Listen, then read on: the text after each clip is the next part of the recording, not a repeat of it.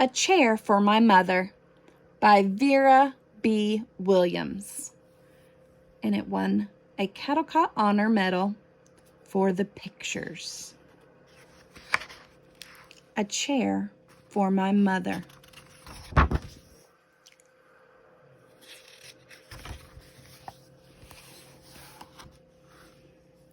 The Blue Tile Diner.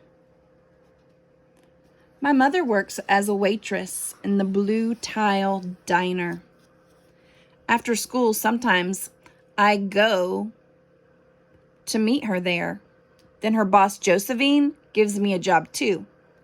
I wash the salts and peppers and fill the ketchups. One time I peeled all the onions for the onion soup. When I finish, Josephine says, "Good work, honey," and pays me. And every time I put half of my money into the jar.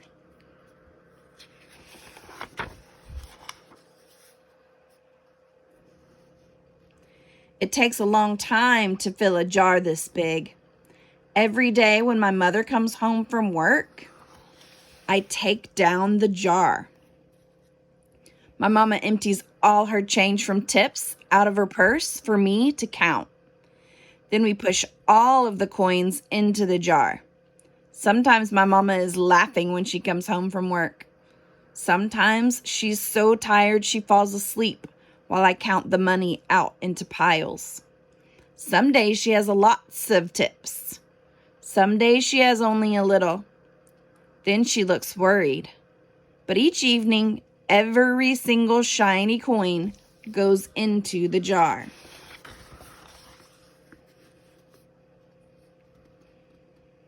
We sit in the kitchen to count the tips.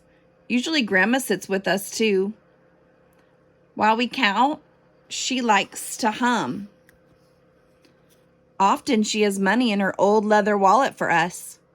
Whenever she gets a good bargain on tomatoes or bananas or something she buys, she puts by the savings and they go into the jar.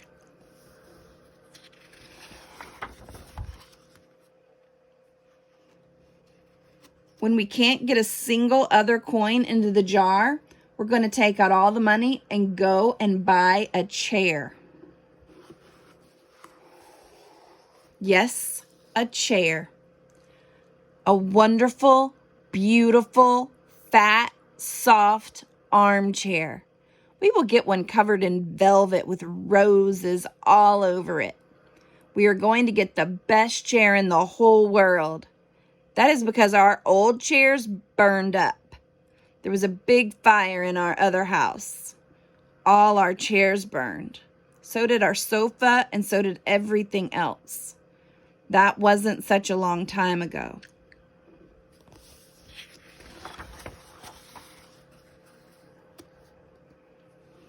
My mother and I were coming home from buying new shoes. I had new sandals. She had new pumps. And we were walking to our house from the bus. We were looking at everyone's tulips. She was saying she liked red tulips. And I was saying I liked yellow ones. Then we came to our block.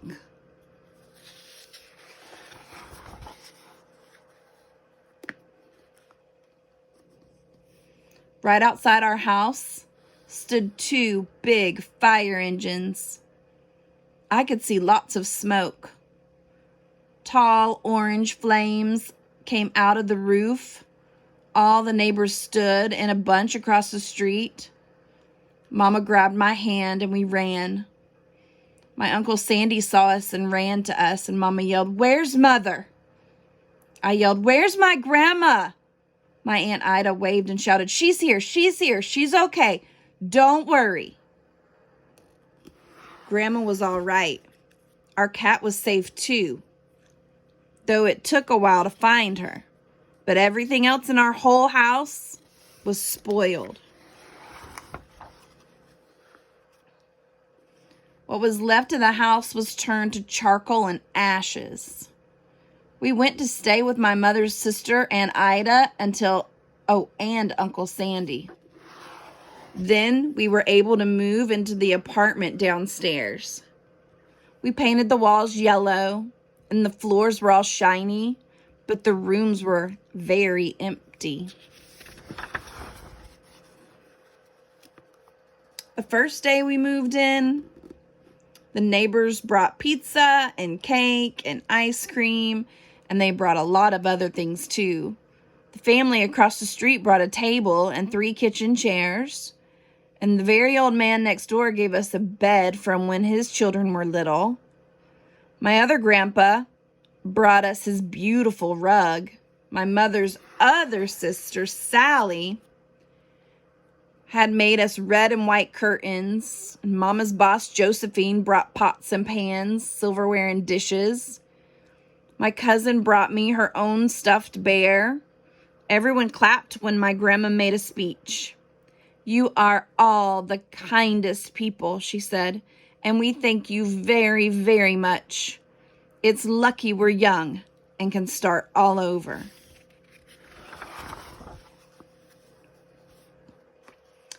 That was last year, but we still have no sofa and no big chairs. When Mama comes home, her feet hurt. "There's no good place for me to take a load off my feet," she says. When Grandma wants to sit back and hum and cut up potatoes, she has to get as comfortable as she can on a hard kitchen chair. So that is how come Mama brought home the biggest jar she could find at the diner, and all the coins started to go into the jar. Now the jar is too heavy for me to lift down. Uncle Sandy gave me a quarter. He had to boost me up so I could put it in.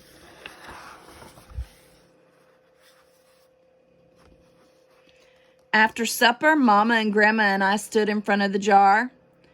"Well, I never would have believed it, but I guess it's full," Mama said. My mother brought home little paper wrappers for the nickels and the dimes and the quarters. I counted them all out and wrapped them all up. On my Mother's Day off, we took all the coins to the bank. The bank exchanged them for $10 bills. Then we took the bus downtown to shop for our chair.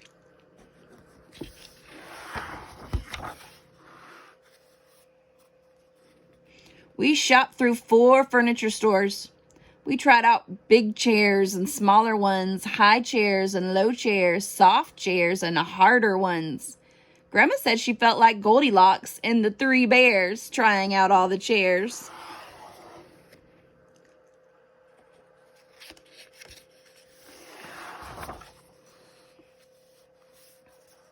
Finally, we found the chair we were all dreaming of, and the money in the jar was enough to pay for it.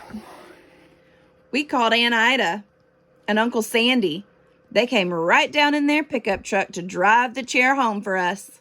They knew we couldn't wait for it to be delivered.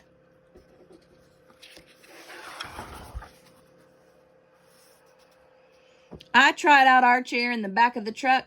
Mama wouldn't let me sit there while we drove, but they let me sit in it while they carried it up to the door.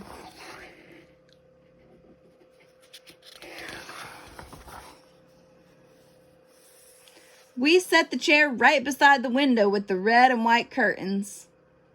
Grandma and Mama and I all sat in it while Aunt Ida took our picture.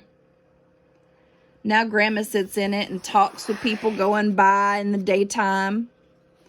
Mama sits down and watches the news on TV when she comes home from her job.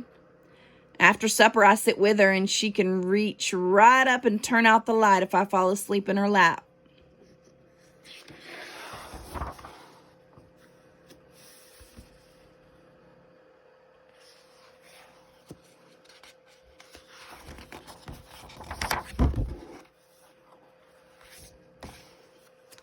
A chair for my mother.